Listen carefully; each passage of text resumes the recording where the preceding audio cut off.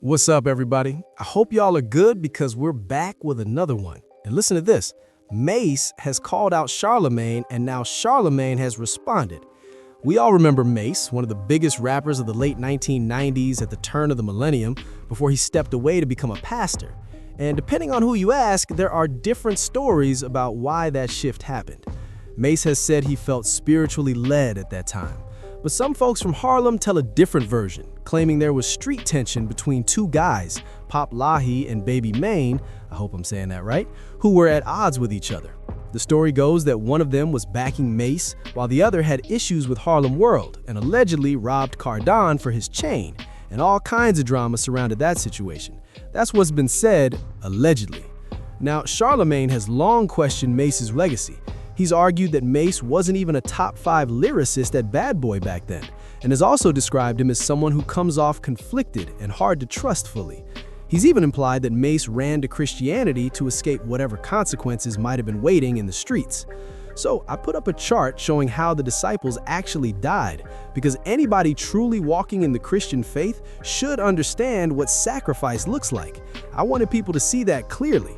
I shared it on the screen because I can't stand that narrative. It's ignorant when people say, if you're scared, go to church, because real believers who speak truth often put themselves at risk. If you're truly standing on what you claim, you're going to face opposition from the world. You're even going to face opposition inside the church from people who aren't living right. That's just reality when you're saying what needs to be said and standing firm on it. So I had to preface all of that before getting into this. The larger conversation actually spun out of that video where LeBron James addressed Jaylen Brown years later over comments about Bronny, and it turned into a bigger question about where the line is and how far is too far when you're speaking to someone publicly. I'm gonna tell you a time that was really that really used to bother me. There was a guy up at Hot 97 or Power 105. Which one is Charlamagne on? That's Power 105. Yeah.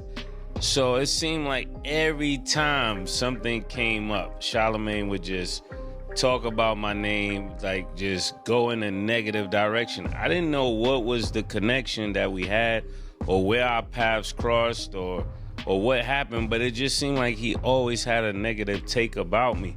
And it was something I remembered even when I started doing journalism. So when I hear people say certain things about me, I kind of try to remember that same thing. Like I never met this guy. I never, I don't think we've crossed paths. I don't think I know anybody that he knows, but every time.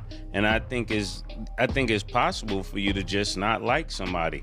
So I remember one time I called DJ Envy and I was like, yo, if somebody's consistently talking about you, and at that time I had no music out, I had nothing out for you to keep talking about me. It's when you personally make it your business to tear somebody down. That's when it's a problem. Does that make sense to you? Yeah, it does. Like you're personally making it your business. You're going out of your way. This person is not on a radar.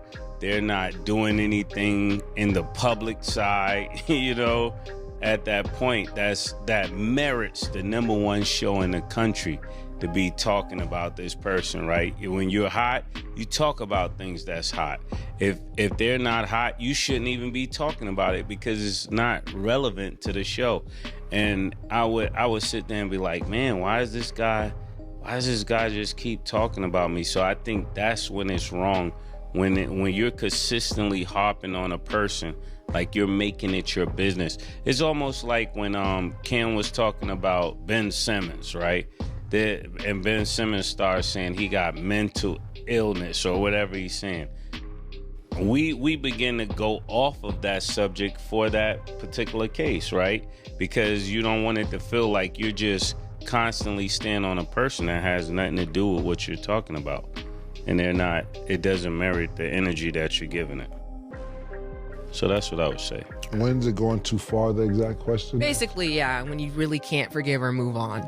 But I could forget. I forgot it. It wasn't something I held on to. Yeah. but it's still something that you're just like, okay, it could. No, it taught me a lesson. It taught me a lesson. So even when I'm up here, like, so let's take it for example. That's why when we was talking about Shakur the last time, I kept giving those disclaimers. Why? Because you don't want somebody to feel like you're just taking your platform, and because you have all of these people that listen to you, and you're focusing in on me in a negative way. That's not the way to use a platform. That's not good journalism. Stepped to me at Club Live one night. We were at Club Live, and he was very upset about Charlamagne, continuing to talk about him. And we had a conversation. I told him, well, come on the show. I mean, you went from a pastor to a gangster rapper, and everybody has questions. And until you answer those questions, I'm sure everybody's going to critique you. Listen, Mase isn't wrong, but why do any of us critique anything? Like if you're a sports pundit, if you're a political pundit, if you're a hip hop pundit, any type of pundit, then you discuss things that are going on in the world. So my commentary on Mase back then, it wasn't anything personal, you know? Yeah. Like Envy just said, he was trying to get back into rap after being a pastor, and then there was a debate because I said Mase wasn't a top 5 bad boy lyricist. Yeah, that was crazy. I don't know why you said that. Those are hip hop combos. People brought he's that. There was a definitely top 5. conversation happening on Threads yesterday about the fact that you said that, and people thought that was crazy, and that was I don't just like. think that's crazy at all. Yeah, no, he's definitely top 5. I don't think it's crazy. So who your top 5? Bad boy. Bad boy lyricists? Yeah, who? Biggie Smalls, Biggie, yes. Jadakiss, Styles, Chic, and Black Rob. I would put Mase in that top 5, but Who would that's you just take me. off? Probably Black Rob. Why? Whoa. Mace gets busy.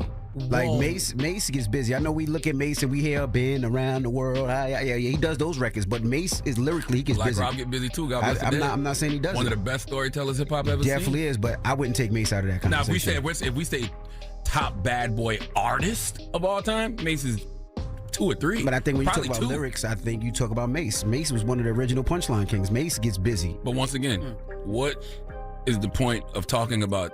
So that was Charlamagne's response to Mase. And here's where I have an issue with Charlamagne. He never seems to publicly critique anything involving Jay-Z.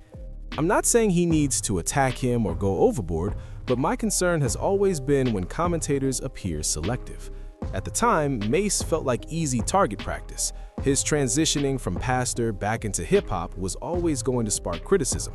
Backlash comes with that territory.